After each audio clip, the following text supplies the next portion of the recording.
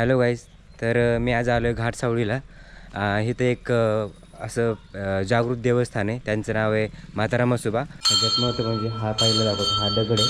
ज्यावेळेस आपली काही इच्छा पूर्ण होणार असेल, हे बघा इथं पण असे देव शेंदूर वगैरे लावलेलं आहे. इथे 3 गोष्टी म्हणजे तो दगड आहे जो की आपण हात ठेवल्यानंतर तो फिरतो. दुसरी 2 देव एकत्र येतं, एक पीर आणि म्हातारा म्हसोबा. आणि तिसरी इथं बोर वगैरे घेतलेलं नाही, काही नाही, ऑटोमॅटिक जमिनीतून पाणी येतं आहे. वरती देव आहेत ना, ते कशाचे आहेत? ते पाच पांडव. पाची पांडव आहेत का? हे बघा पाणीचे झाड बघू शकतो तुम्ही. असं बोर वगैरे खरंच काय नाही. हे 2 पीर जे आहेत ते माग आहेत आणि 2 म्हसोबा आहेत हे पुढे आहेत.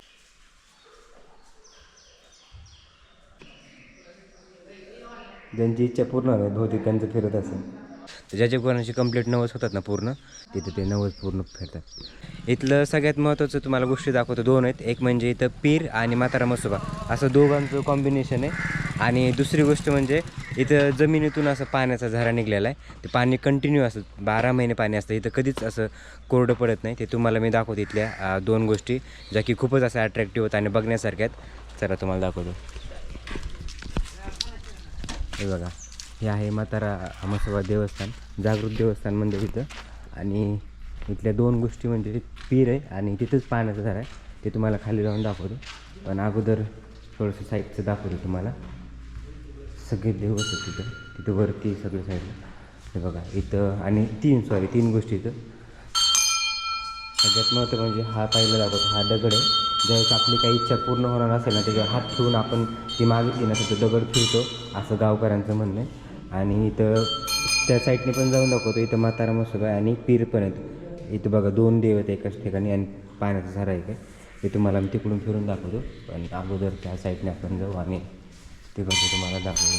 हे बघा इथं पण असे देव शेंदूर वगैरे लावलेलं आहे, बांगड्या वगैरे. हे बघा आणि वरती पण आहे. तर अगोदर तुम्हाला सगळं बाहेरचं दाखवतो आणि नंतर मग मध्ये आपण जाऊ. इथलं हे जागृत देवस्थान आहे. म्हणजे तुम्ही ज्यावेळेस काही एखादी इच्छा मनातून मागतात ना, त्यावेळेस ती पूर्ण होते असं गावकऱ्यांचं म्हणणं आहे. आणि तसंच तो दगडाचं पण महत्त्व तुम्हाला सांगितलं आहे की तो दगड फिरतो. तर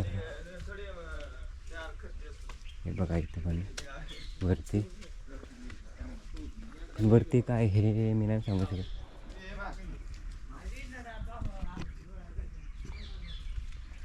खाली आहेत एक, त्यांना मी विचारतो हे कोणते देव आहेत.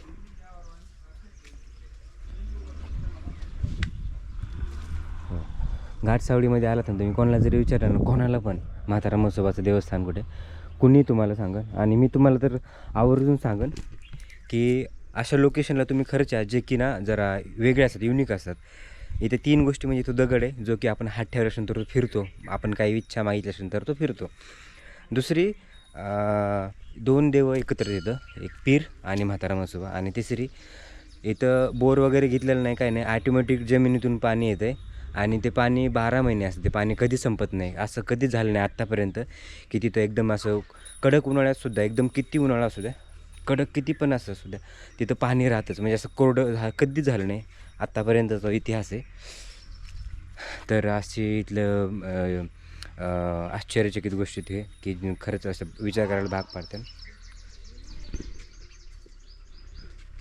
चला आता आपण जाऊ खाली आणि तुम्हाला मेन ज्या गोष्टी आहेत त्या मी दाखवतो.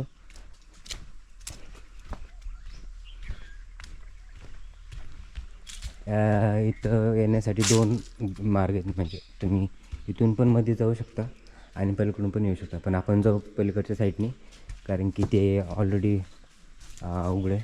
आणि खालीच ते बाबा जे की इथलं सगळं बघतात. तर म्हणजे देवाचं पूजा वगैरे, तर त्यांना एकदा विचारू आपण.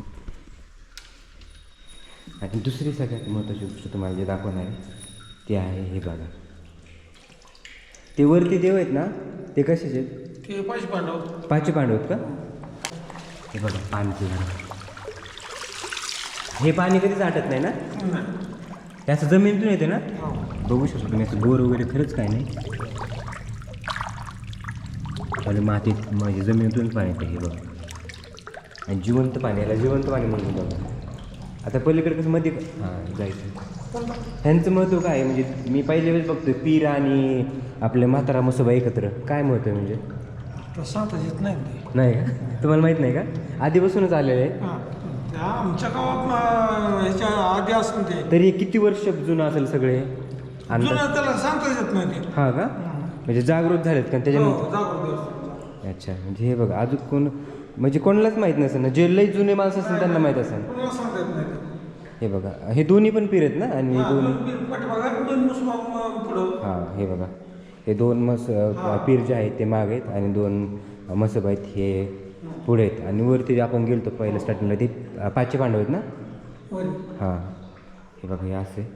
आणि ते दगडाचं महत्त्व काय आहे? त्याच्यावर काय आपलं ते काय ते- नवस काय बोलायचं असला. हां, ते फिरतं का पण? हां. हो का? चला,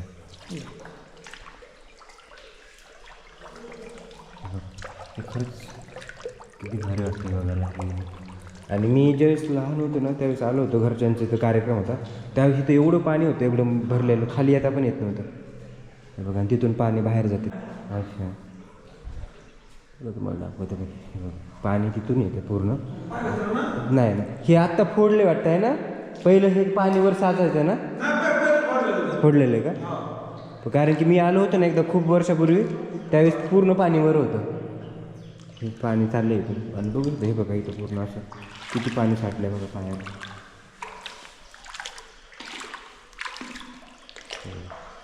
असं इकडं पूर्ण पाणी साठलेलं आहे.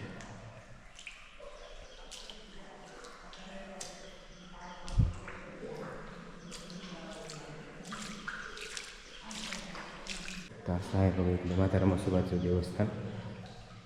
चला आणखी पुढच्या साईडला आपण जाऊ आणि तिथलं पण तुम्हाला आणखी दाखवतो. चला त्या भैयाला कॅमेरा धरायला लावतो मी आणि हात ठेवतो. मी काहीतरी मागून बघतो, यूट्यूबचंच बघतो. तिथं बस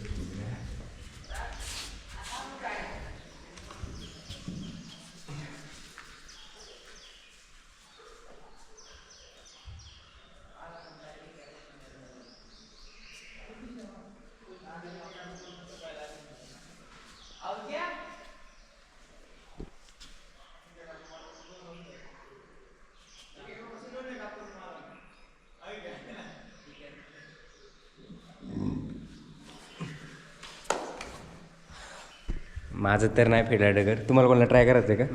नाही ना? तुम्ही कुठले? हां, तांड्यावरचं. कर का ट्राय, बघू ना आपण फिरतोय का बघ ना. बघू ना, बसून बघ ना, बसून बस माडी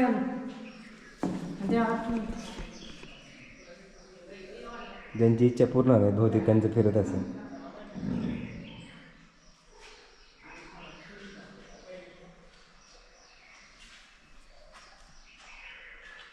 नाही फिरलं. आणि इकडे गंधुरी असते ना 12 महिने? हां, बाळ. जास्त उन्हाळ्यात असते वाटतं. ओके. इथं ज्यांच्या कोणाची इच्छा पूर्ण होतात ना, आज की गोष्ट म्हणजे ज्याच्या कोणाच्या इच्छा इथं पूर्ण होतात ना, तर ते इथं त्यांच्या इच्छेनुसार नवस बोलतात. आणि कुणी कुणी असं बकरे वगैरे कापतात, कोणाचे जेवणाचा निवड असं, म्हणजे वेगवेगळ्या पद्धतीचे आपले आपले हे बोलतात, नवस बोलतात. तर ज्याच्या कोणाची कंप्लीट नवस होतात ना पूर्ण, ते इथे येऊन हे बघा पुढं सगळे पत्र्याचे गाये वगैरे ते तिथं जेवण वगैरे बनवतात आणि तिथे ते नवस पूर्ण फेडतात. तर अशी होती बघा म्हातारा मसोबा इथली ही जे युनिक स्टोरी ना, ती अशी होती. तर तुम्हाला हा ब्लॉग कसा वाटला कमेंट करून नक्की सांगा. आवडला असेल तर लाईक करा, शेअर करा. चॅनलवर नवीन असेल तर चॅनलला सुद्धा सबस्क्राईब करा. तर आपण भेटूया नवीन अशा इंटरेस्टिंग ब्लॉगमध्ये. तोपर्यंत बाय.